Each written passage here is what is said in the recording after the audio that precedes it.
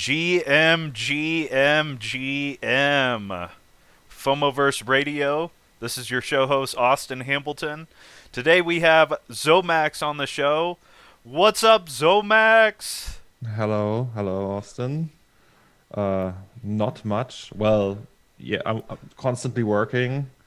You told me to introduce myself, so my name is Somax. I am 33 years old. I'm from Germany, and I'm a digital artist. I do 3D artwork all day, every day for 18 years now. Wow. And I So, was born in Soviet Berlin. It's important. No. is Yes. there is there some action going on over there right now? No, there's not no action. It's Okay. just like a fun fact that I was born in a country that doesn't exist anymore. Ah, gotcha. This When is- when yeah, did when did that happen? Like the 90s? yeah, it is 1989. They just So they broke it up in between what? no, yeah, Germany was like there were two Germanys pretty much. So we had East Germany and West Germany, and because after the Second World War they divided Germany into zones, and we had like the Allied, like the NATO people Mhm. had like the western part and the eastern part was Soviet. And I was born in the Soviet part, and like not even 1 year after my birth it fell apart, like the Soviet Union. Okay, so you didn't really see it happen. You No, were a no, little no. baby and Yeah. gotcha. But still, I was born in a country that doesn't exist anymore. So on your birth certificate, like, does it show It that on says there? no, it says so I was born in Berlin Pankow, which is like a part of East Berlin. And so the special thing with Berlin was, because it was the capital, um, Berlin was also divided. So you had Berlin inside the Soviet sector, and Berlin itself was divided in West Berlin and East Berlin. And you had like an American sector, a Russian sector, a French, a British sector, Hmm. and I was born in the Russian sector. And on the certificate, it says born in Pankow one of Berlin, I think. Like Wow, Pankow one was like the Soviet part, but that's it's not like in Soviet Berlin or anything. It's just like, and they also like, so all these cities and everything, these parts of the day still exist, so they just became like like whole Germany again. So it's not that special to have that in the on the birth papers. that's funny. I couldn't imagine. I know there was a while back, Mexico and Texas. Yeah, The Texas state and the Mexican country, they were like debating like whether or not, this is my land, no, this is my land.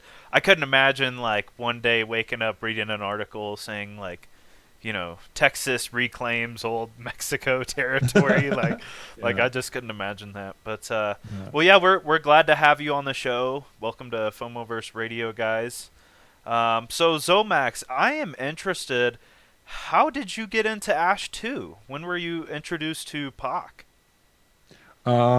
So the whole NFT thing, the whole market, and the market for digital art's pretty new, and I knew Pack before NFTs.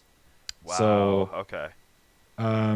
like we had contact over Vimeo. Vimeo is that video platform that was super popular back in the days.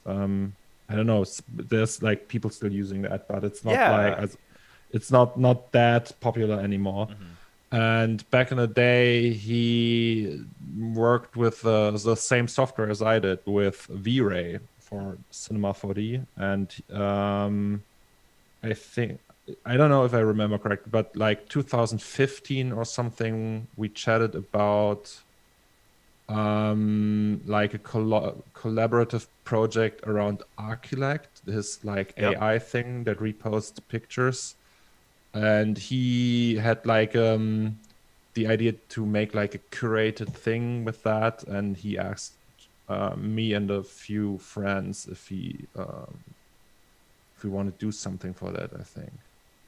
Yeah. Wow. But Okay. it's like, and we also had like, so we knew of each other sorry, existence, and so he was around in the digital art space just like me and a bunch of other people. And yeah, that's how I knew him or know him. And So you guys go way back then. You guys are like it's not like OGs. we were not like close friends or anything. Right. It's just like, but in the community, the digital art space is small, so people, it's like a small village. You know one Yep. person, and after a while, you know everyone, and it's yeah, and I know him from back then, and right before Ash 2, he hit me up and Wow. just asked if I want to be part of that. I was like, sure. So Yes. do you think moving forward, like let's say even 10 years down the line, do you think it's gonna be like this? Do you think it's gonna be like a tight niche group, kind of a small village, like you were saying, everybody knows each other, or do you think it's gonna just be so insane that you're like, you know what, I feel like I barely even know anybody now? I mean, it is way bigger than it used to be. When I started with digital art, it was really, really niche. It was a really small space, and it wasn't that technological advanced. We had, like, today people are using 5, 6 different softwares for one project, and back then that there was just was very. You're using like Paint, No, Microsoft not Word. paint. No, but it's you could every you mainly did everything in one software for the most part, and was also like when I'm doing a 3D piece, I have like a software for the textures. I have a software for the cloth simulation. I have a software for fluid simulation. And back in the day, I mean, you still can do it like that, but back in the day, everything was just one software or two maybe, and then you had like your editing software or something. But it wasn't that big, and also there's like so much more resources on things and how to learn that stuff, and so many more people involved in that space. You have all these young people learning Blender these days. Then you have people are interested in games. Well, the games industry is way bigger than like in the early 2000s. And yeah, I think you have like more bubbles now. You have, I mean, I have my bubble. It's like part German, part US, part British people, and like we all are interested in these kind of dark, hyper realistic things. Oh, that's so cool. I love And your work, man. I love your thank you. work. You know, Yes, um I've been in the NFT space not very long, since like late 2020. me too. Um so I have to say, the first time I really looked at your work was super late. It was right when Ash 2 came out. And it's just something like, out of all the 30 Ash 2 pieces, for some reason yours just stuck out like a sore thumb to me, and Well, that's I very really kind. dig it, man. Yeah, it's excellent what it is, man. Very, to me, it's like very simplistic, and it just has like a lot of meaning behind it, and I just think like it's super detailed too. I mean, when it's flashing through the light, you can like see through the little vents, and Yeah. I feel like you took very, very close detail in creating this piece. Why don't you tell a little bit about what inspired you to make this piece, Cathode? So I have these recurring motifs I use a lot. So it's all either things wrapped in foil, CRT TVs or screens or monitors, whatever you want to call them, flashing strobe light and stuff like that. So that's like a motive I use a lot, and it's when I have like something I want to explore, it's like a visual thing. I tend to reproduce the same thing over and over again, like but in a different way. So I use that motive of a CRT screen as a centerpiece or a hero asset for some things, and want to explore how can I improve on it on a technical level. Much of that stuff I do is also not mainly, but a big part of that is that it has to be technical interesting to me. So like, is it fun to build these things? Is it fun to wrap things in foil? And putting foil around everything is super like fun. It's just fun to work with that. So it's there's the narrative was also always only like a small part. What There's also a big chunk that's just like the technical motivation behind it. Like you can like imagine it like a painter who likes to draw hands, and he just want to draw hands because it's just like interesting to him. And that's, see, building CRT screens in 3D and wrapping them in foil is just interesting to me. Also, like the anode, the morphed version of that is the same monitor, but like in a see-through version, so you can like see through it. And like back in the days when I was a child, we had these Game Boys, the original Yep. Game Boy that was Game Boy Color. see-through. Yeah, or Game Boy. I don't know which one of those had this feature, but you had this see-through model. You could like see through the housing of it, and I think they still use that in prisons today. So you have like a GameCube and a CRT screen that is you can see through, because the wards want to check that there's no contraband in that I've in the seen case. those. I've seen like Yeah. CD players, Yeah, in exactly. CD prisons. players, headphones, The even, and headphones, yeah, yeah, Walkmans. yeah. And that's like I don't know. I think if, like the refraction of plastic and glass and everything, I find it really cool to work with, because back in the day it was super hard to do these things. They would render for ages, and today the PCs and like the technology is so much faster than back in the day, and you can just get away with more things. Like, for example, you can like put fog in everything. Like volumetric fog was like the nightmare for everything. You can put what in it? Fog, like haze, like dust and in Oh, the air, okay, like or okay, smoke. gotcha. And rendering that in a realistic manner was super difficult a few years ago even. And today it's just like super easy. It's just a no-brainer almost, and renders fast, and there's no big issue with that anymore. And that then you, or like the next thing will be realistic caustics. Like if you have a glass and there's like water in it, and you put a light source to it, then you get these really crazy caustic refractions on the surface, and it's super crazy expensive to render that. And but not anymore. More and more render engines can do that, and then it gets more interesting to play around with that, because it's like the technology kept you from doing that for the past Is 10 years or something, and now you can do it, and then you want to explore that field.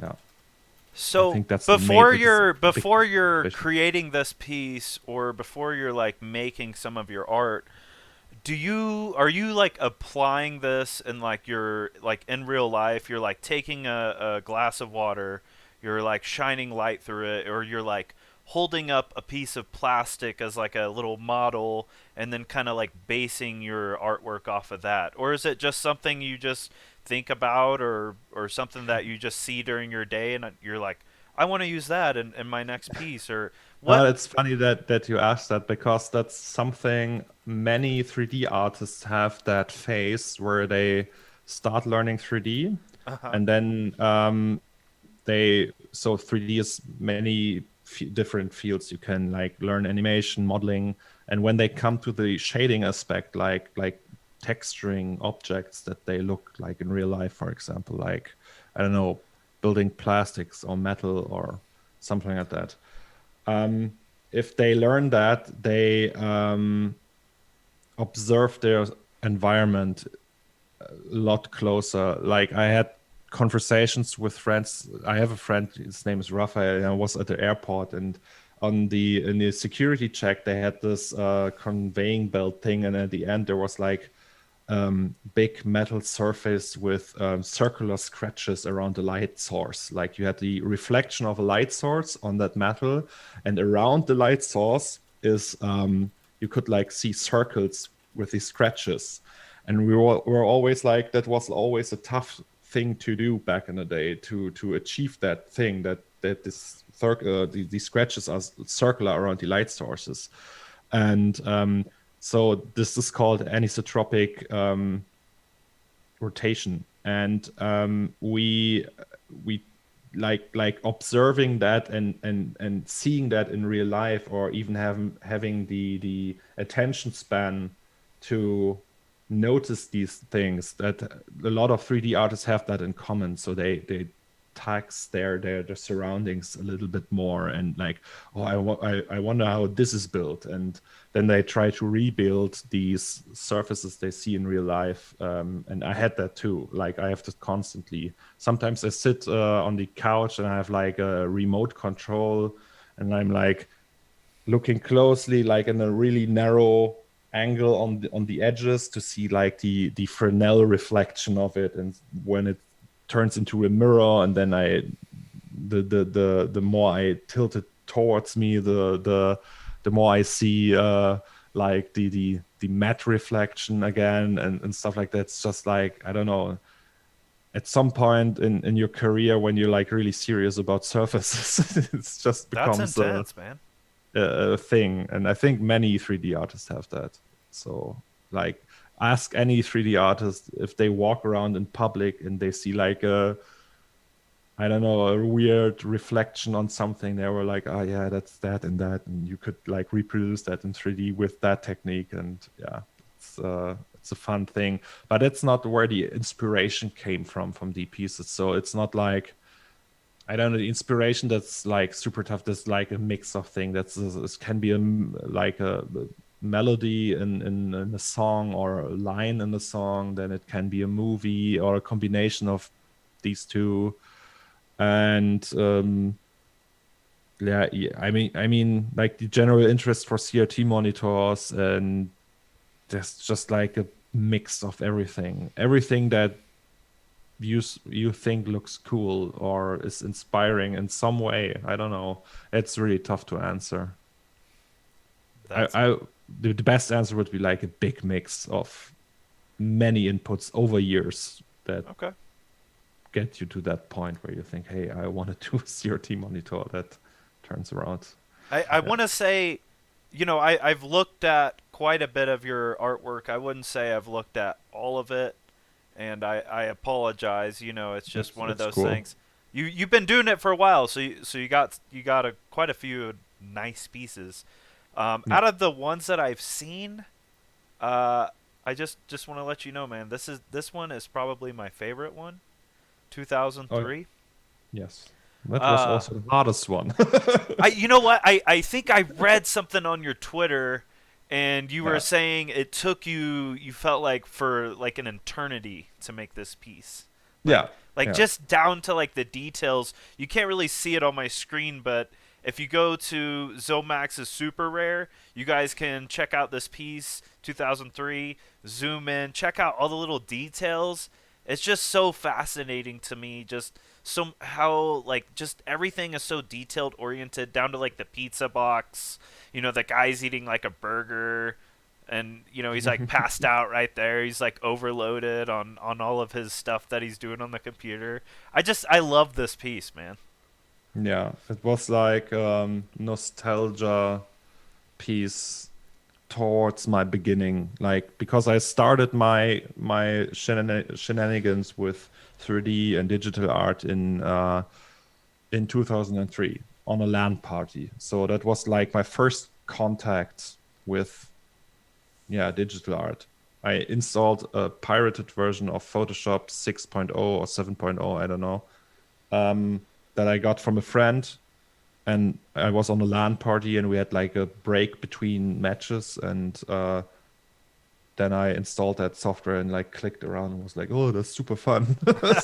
And everyone was annoyed why I'm just doing Photoshop on a LAN party.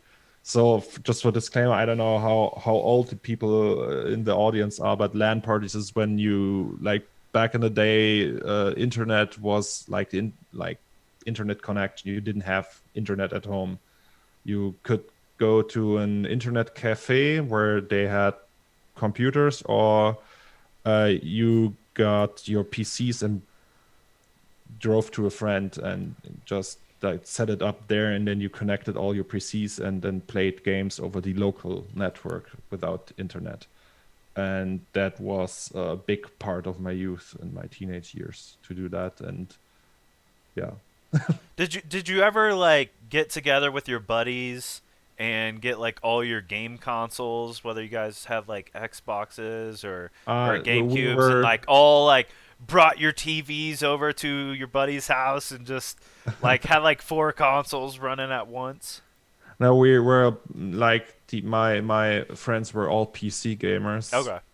and so we never had that. We just brought our CRT monitors and They weigh like 1,000 pounds each. You're like, yeah, it was horrible.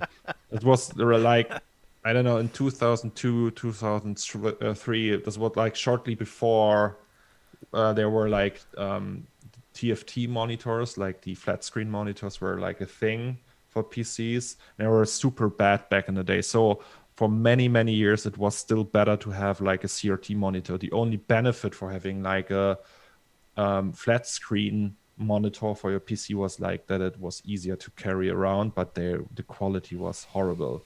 So for, I don't know, I got my first flat screen like, I don't know, in 2008, maybe 2007. state of the art.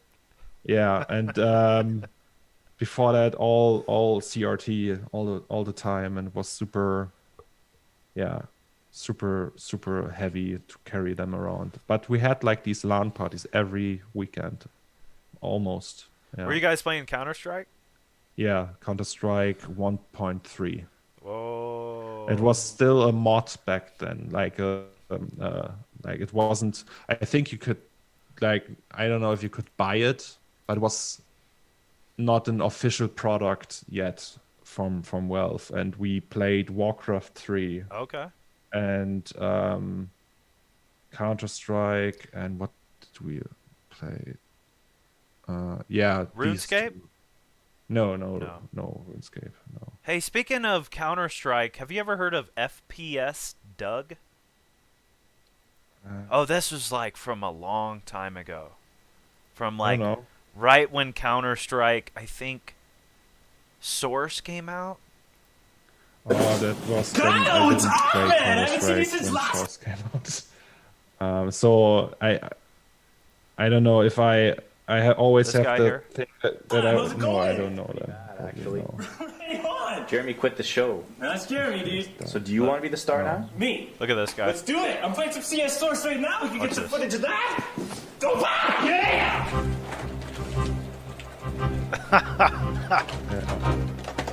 Look at that. But I remember that map and the keyboard. Boom headshot. Boom headshot. I can dance all day. I can dance all day. Try hit me. Try hit me. Come on.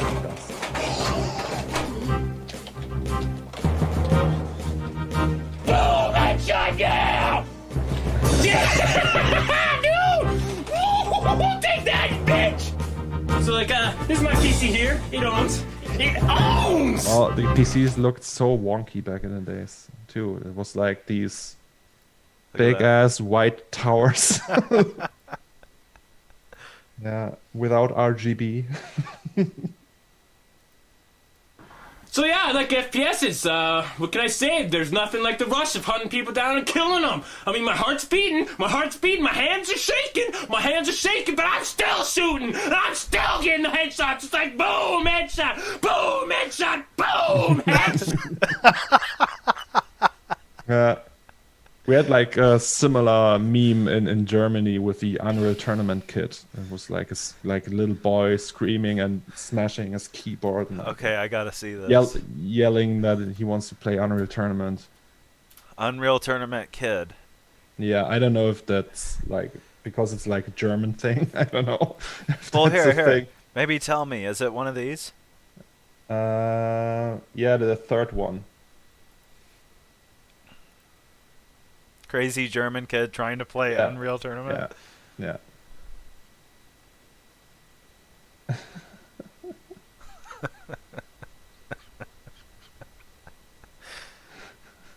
Was? Das schneller! Mann, mach wieder! Ich will Unreal Tournament spielen! Starte das verdammte Spiel! Yeah, I think he's like smashing his keyboard back. Starte! Was? Spiel, du Hurensohn, ich mag's nicht! Oh yeah, and he's cursing a lot. Like, I want to play, you son of a bitch. Ich sag's nicht noch einmal! Los! Auf den Weg! Yeah. God. Yeah. What do you think there? Do you think like his parents just let him run the house? I mean, geez, no. if I acted like that, I mean, my mom would have got the wooden spoon out. She would have beat my butt. I don't know. It's probably partially fake, I would say. Because there was like a camera running, right? Why would you like have a camera running?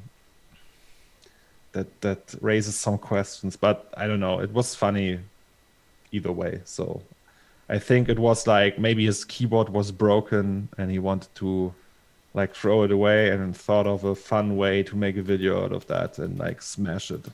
I think later in the video he's just like standing up and smashing it on the table. He's going balls crazy. Here's this other guy. He's mad, I think, at his brother or something. But this was a big deal. Oh yeah, that was like because of the World of Warcraft account. I remember that one. They didn't they delete like all his Warcraft characters or something like that. I know that's the one. Oh, he's taking the remote now and putting it in his ass. Right? It like, looks like that. Yeah. Like that.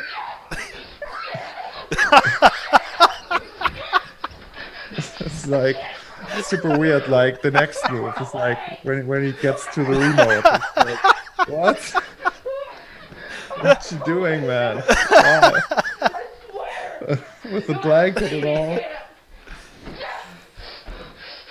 No. Oh. I think it's gonna happen. He lost all his clothes. Oh. Resident Evil zombie. Yeah. Oh, dude. Yeah, no. Yes. Why?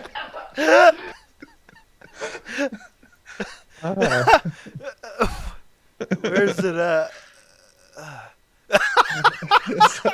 I don't get that move, but okay. Oh. Okay. Nice. Oh, so I have some community asked questions from Cool. from Fomoverse. All right. We have a lot of community artists, a lot of good community collectors within Fomoverse. So you might actually know some of these guys' names. You might not. So the first question is, this guy goes by ONDI, Ondi. His Okay. question is, why teeth? Okay, so I have a friend which is also active in the NFT space. His name is Ash Thorpe, and he and his friend ran a school. It's called Learn Squared, and the other guy is called Mache. And they are both like industry veterans, and they are working for the entertainment industry, like for movies and games and stuff like that. And they had a podcast where I was in, and I previewed one of my pieces there, and told them that it's like a ton of work and super difficult and blah blah blah, the usual stuff. And Ash then jokingly said, "So that's what you do all day, just teeth grinding away on your Okay. 3D art?" And he said that sentence, and I was like laughing, and was like, "Yeah, pretty much." And I thought it was so funny that I just like drew a little tooth and put Yep. it in the artwork I was doing. Like at the time when I showed them the preview pictures, I was like, "Here, that's what I'm working on." And the next version had like little teeth all over the place on every wall. And so after that, I made like a video, like a breakdown video, how I did that, the whole 3D scene, and was like a tutorial piece. And as the in the intro, I used just the drawing from the tooth I did and put it in there. And 1 year later, I met my now wife, and she has a tattoo of a tooth on her arm. Oh, that's awesome. So I was like, okay, my wife has a tooth tattoo. I have that tooth line from Ash, and now I just then it was like super like fitting to my workflow, because I'm like the teeth grinding 3D artist, right? It's just like the process it takes to finish some of my pieces is just so long that is like the most fitting icon or sign for my work is like the tooth. Also, like I have in my wedding ring is like a little engraved tooth on the inside. Yeah. That's So that's pretty cool. Can you show the camera that? Will it oh will it no, pick it's that too up? no, It's too small. You can barely see it with your eyes. Oh, So okay. yeah, it's like really no. We tried to make photos with that with a camera, but didn't pick It's it up. even too. Wow. Okay. But That it's there. We know it's there. And yeah, so that's why teeth are a thing. And there's also like so I don't know if people know that I'm building like this whole universe around my art. It's don't call it anything with verse in the end. It's just like the universal MacGuffin for all my pieces. It's called Delpher, and Delpher is like a fictional place. And so whenever I need a company or a place where I can put my pieces in, it's usually Delpher. it's Delpher World. Yeah, and so like the tooth is also like has some lore that is connected to that, but it's not like the official answer is that the teeth are just a motive I find interesting and I use, and it's very fitting to the nature of my work, and that's why I'm using it. Do you think somewhere in Delpher World that there's like little teeth that are actually have like legs and arms and they're like moving around and they're like talking to each other? Probably not. No, it's yeah, no, it's like, so there was like one idea that there's like instead of like mermaids and merman, Uh-huh. from the mythical creature, there are like mer giants, like mermaids, but like in I don't know, in 500 feet long or something like Wow. that. And you could like their back teeth, like their wisdom teeth. It's just like a Just giant giant. thing, and it's radioactive, and they can use it as a power source or something like that. That Wow. was like one of the ideas I had, but it's I don't think that's a current thing. Right So now, it's something different. maybe somebody tries to harvest one of those mermaid teeths. Yeah, and it's really hard because they're so big and Yep. aggressive. It's just like in Attack on Titan. Imagine them with like, instead of legs, with like Right, giant fins. Like, I mean, they're fin- like, yeah, what are and they they're like? just- Bigger than like a blue whale? Yeah, and it's Yep. like human. They have like crazy eyes and they rip apart ships and shit. It's just like, and eat everything and attack people. And then there you have like these kind of like Japanese whaling boats firing like warheads into them, and everything is full of blood and shit. And then they're harvesting the teeth because they need the energy. I mean, that's like, and they used whales as an energy source, right? They used the oil for lamps and for like cosmetics, and this was a big industry back in the days. There's like video games around that. You have like the game series Dishonored, for example. They use that motive of whaling and transport it into like a Victorian style world that still uses that. And I think that like giants and like the mythical creature of like mermaids and giants in combination with like this whaling thing, it's like quite interesting. Maybe you have to work something around that. I don't know. It's actually a pretty good idea. Yeah. What do you think about the Loch Ness monster? Oh yeah, that's like yeah, that was the. I mean, it's there was a name for that. It's Nessie?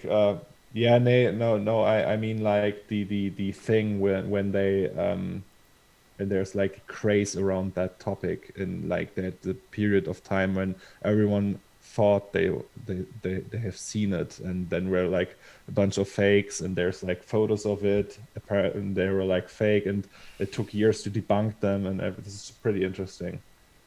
Well, here's Yeah. a photo. Yeah, the below that one, the big one, It looks the like a thumb- dinosaur, yeah. like a Brontosaurus or Yeah, something. yeah, I think that was, I think some French guy made that. It's the fake. Oh, I mean, obviously they're all fake, but yeah, maybe he's like into NFTs now, and he's making like a like a 10K Loch Yeah. Ness monster PFP project. yeah, One has one eye, you know, the other one has like 9 different eyes, and yes. one's got Yeah. like red hair, and you know, moon up, up Yes. only, up only. Yes. All right, second question I got from Off Edge.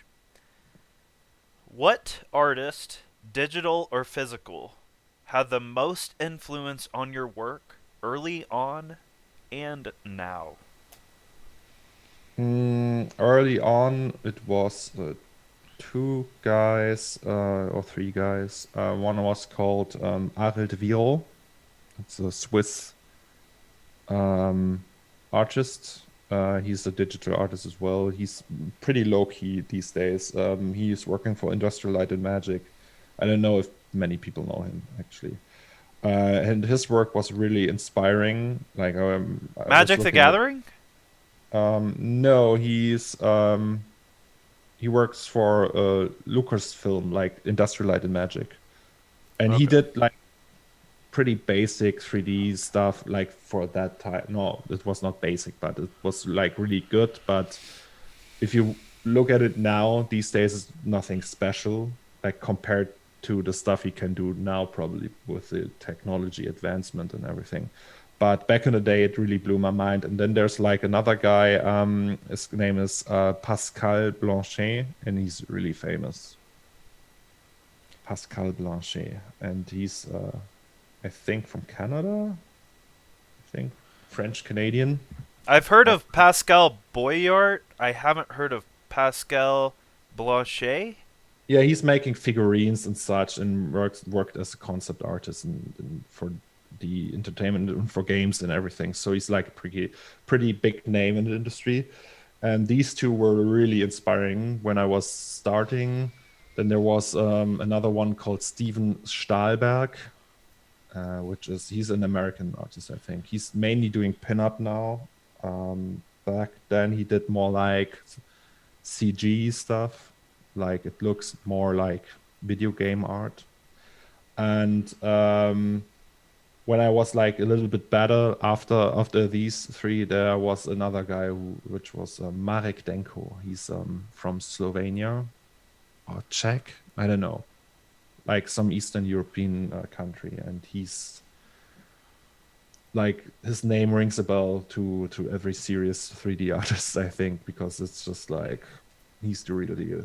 What was Like- the name again? Marek Denko. He's really, really skilled. I mean, he's doing that stuff for over 20 years now. So this comes with the time. I He's a guess. master. Yeah, he's a master. We have a third question from Bit Savage. Oh yes. Bit Savage. He says, Zomax, will you do a live stream for Ash Community? About what? I mean, aren't we doing one right now? I mean, sure, I can do one, but I always thought about like live streaming, but I don't know what to talk about. Well, we just discuss could, art and pull up old Counter-Strike videos, I guess. I mean, I could like maybe work.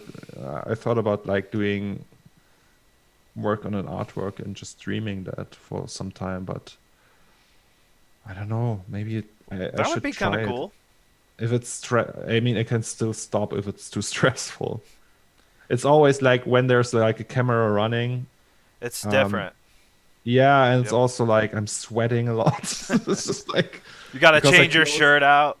yeah, I close the windows so when there's like a car coming by, you don't hear it. The microphone doesn't pick it up, and then it's getting hot in here. Like, The computer's blasting. yeah, and Yeah. if I do that with 3D, so the render engine is running constantly and like for a couple of hours, yeah, that's, I don't know, but I will try it. Maybe I can do that for the Ash community, for everyone, not only the Ash community. Nice. We love that. I would love to listen to that. That'd be great. Yeah. So there we got it, Bit Savage. Hit him up. Fourth question we got is from Offrin. He asked, and maybe you got into this earlier, what's your craziest LAN party story? Or we didn't. So it wasn't that crazy actually. One time, so what the usual theme was, we went together on a Friday evening or late afternoon, and the first 5-6 hours were used to trade movies, games, and porn. So Nice. that was what teenagers did Oh yeah. back then before internet. So we just like did file sharing, and after that we played games, and there were like, we had these occasions when some of us had like combined a LAN party with a birthday party. So I don't know, a friend turned 16 and then we got all drunk. Like legal drinking age in Germany is 16, so you could like can drink wine and beer, and that's okay. And that's what we did. And at one point I was so drunk that I couldn't play Warcraft 3 anymore, and was like on the brink of vomiting, and was like sitting in like pale as fuck in my chair. It was like, oh god, here we go. But it wasn't, it didn't happen actually. It was Good. like, I don't know, Thank God. like the year before I almost puked because I smoked one cigarette. It was like, I don't know, it was, alcohol wasn't that effective on me, I guess. But yeah, that was the craziest thing. And also like, I mean, oh no, there was actually one story that was kind of crazy. So I lived in a house with my parents, and my whole teenage room was like one floor of the house, the top floor under the roof. and we were there having a LAN party for 3 or 4 days, and we were like 8 people in that tiny. What was the smell? How would you describe Yeah, it? it was bad. And we were like, I mean, we were all teenagers. We didn't shower for 3 days. And the window was just like a really tiny window under the roof.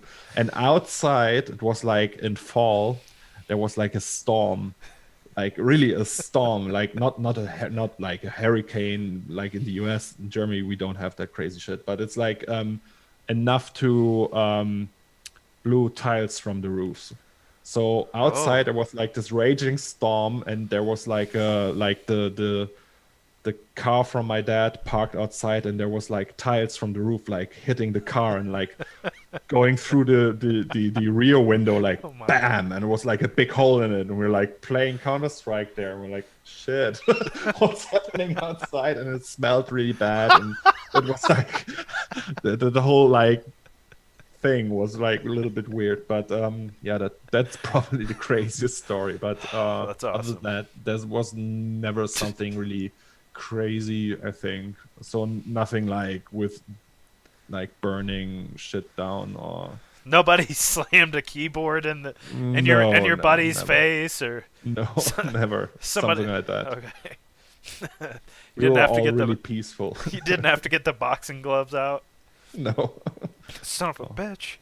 yeah, Kick no, your it ass. was all pretty chill. Yeah, we were like like nerdy teenagers. I don't know. We didn't have girlfriends or anything. It was just like super, like a bunch of nerds with like pimples and shit. It was just like nothing crazy or anything.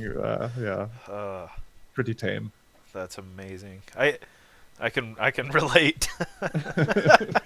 Yeah. Okay, here we go. This is gonna be the last question. We're gonna have to wrap this up after this. This one's from Brothers. You say on your website it takes several months to complete a piece of work. How do you determine when it's completed? Yeah. That's when I start working, I usually I have like a notepad file, like a txt file, and put like a to-do list in that. So I start with a block out, and then I refine that block out like it's like a 3D sketch. And when I refine that, there's like things that are obvious to my eye that suck. So, okay, I have to do that wall, I have to do that wall, detail that wall. And at the end of each day, working day, I render a piece that's called a daily. So I render a big piece, and usually overnight, and then at the next morning I look at it and determine if it's good enough or not, and then go over each detail, each bullet point from that list, and say, okay, this is good, this is good, this is good, this didn't work, I have to find another solution for that, and so on. So it's like a methodical process, pretty much. And It's like a checklist. yeah, you it's go like a through with checklist, a big to-do checklist. And when I go over the image and can't think of another thing that has to be added, it's done. So You're like, yeah, this is it. I can't add anything no, to this. yeah, or it wouldn't make the piece better if I add this. It would just add distraction or something. I don't know, but it wouldn't. Sorry, it wouldn't benefit. The image wouldn't benefit from it. Then it's if I can't think of anything that has to be in there to give the feeling I want, or give me the feeling I want, then it's done. And you can determine that by the checklist. So it's actually pretty easy and straightforward, that process. Do you have any pieces that are in your archives that, maybe you spent like hours or days on, and then finally you're just like, you know what, like I'm just gonna scrap this piece, like I'm not gonna Yeah. put it out there? Do you have like multiple, or do you have like a few? Like, Yeah, a few. what's like? Do you have one that you like remember like spending all this time on, and you're like, nope. I remember one that I carried around. So usually the ideas behind these pieces, it's that they are more So executing the idea isn't that hard actually. It's in most cases. There are like some cases where there's like technical processes that I don't know that much, and that makes them hard. So something that involves trees, for example, trees are difficult, and characters are also always difficult. But trees are, you have like software for that, but I never touched that topic, and that therefore it's just like complicated, and I carry around these ideas in my head, and I think a lot about them until I really actually execute them. So like the idea with the LAN party, I had this idea for like 4 or 5 years before I actually did it, because I was like, okay, how do I do these cables? There's like millions of cables. I can't do them all by hand. It's like just like impossible. And then I thought about, okay, it's not actually impossible. And I go through the technical processes a lot in my head, because they can be, yeah, well, they can be like shit. It can be really hard to do them, depending on what you want to do. And I had one idea that was based on a movie that's called Enter the Void from Gaspar Noé. And it's about a guy in Tokyo, like a French guy in Tokyo, I think, and he's getting shot by the police and on a drug deal that goes wrong, and then his soul is floating over Tokyo, and it's not bound to time or anything anymore. And he's like observing his crying and like traumatized sister because she just lost her brother, and it's like you can just see his soul going through walls and everything. He can see everything from like, there's like a famous shot from a top down from an apartment. You can see like from the top and see like the people in the apartment and all the clutter and the bathroom and everything and the drugs lying around. And I thought like I want to do something like that, like a top-down perspective from an apartment. And I had like this really big setup, like had rooms, and already started texturing the stuff and modeling, and was like, I don't know, maybe 5 weeks into the process, and I've noticed, okay, it's getting harder and harder to get like good results out of that. The dailies, at the end of the day, when I render something, it usually leads to something. So I see, okay, there's like a progress. There's like, I'm not like walking in the dark here. And with that project, it was like, okay, like 5 dailies and everything was shit. And it showed me that the idea really didn't work in my case with my abilities and everything. So I stopped doing that project. I did another project instead, which was called Until the Light Takes Us. And this was one of the most nightmarish projects I ever did, because I didn't know the idea for the Until the Light Takes Us thing was my bachelor thesis. It's like the thing I did my degree with, and it was super hard to execute because I didn't carry the idea around enough. I didn't have the idea in my head for like 4 years. It was just like really fast paced. And in the end, I thought, hey, maybe I add a character for the first time, because before that, I never added characters to anything. And then I tried that and it failed. It was like, didn't work out. And then I tried many different things to make it work. And in the end, it did work, but it still was, it was really hard to do that one. And that's why I'm always like, trying to make sure that when I have an idea in my head, that I test it enough. So the idea, because like this thing that the pieces take so long, it's mainly for the pieces I have on my website, like the bigger pieces. Like the Ash 2 piece, for example, didn't take that long. It was like, I don't know, a few weeks, but it's not like 2 or 3 weeks maybe, with fine tuning and everything. But like the 2003 piece that took me, 16 months, the whole piece. Yeah, and it's. Are you working on other stuff in between that too? Yeah, I take breaks and stuff. So it's not like sometimes I'm like, okay, I have to clear my head now, and I'm not doing something for 3 weeks. or something like that. And sometimes there's like another project coming in between, and yeah, so I'm I'm taking breaks and working on stuff in between. But if you like count everything together at the end, it's roughly 16 months. Wow. And yeah, so I carried that around for like ages, and right now I'm carrying around another project I want to do, but it's really terrifying. So like I have to overthink it and go through the process and think about how I tackle specific aspects of that piece, and once I'm sure, I will do it. Yeah. Nice, man. That's So that's the creative process behind that. well, thank you for sharing that. The mind and the thoughts behind Sumax. No problem. Hey, so we'll go ahead and wrap it up here. All right. Thank you so much for coming on the show, man. I really appreciated having you. Is there Thanks for anything having me. else? Is there anything else that you want to share with anybody? Oh yes, so my Nifty Gateway drop is coming up. It's on July 25th, I think. Oh God, I hope I'm not wrong about that. And yes, it's gonna be awesome. I hope. Yeah. Well, we can't wait to see it. Still working on a few kinks here and there, but it's gonna be big. Yeah.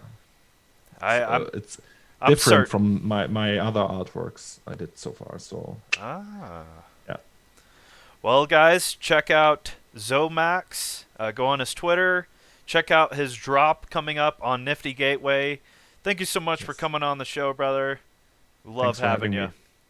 me. Nice. You have to have something that sticks. You have to have something that's monumental. When you walk out on stage, it has to be monumental. Jiggle, jiggle.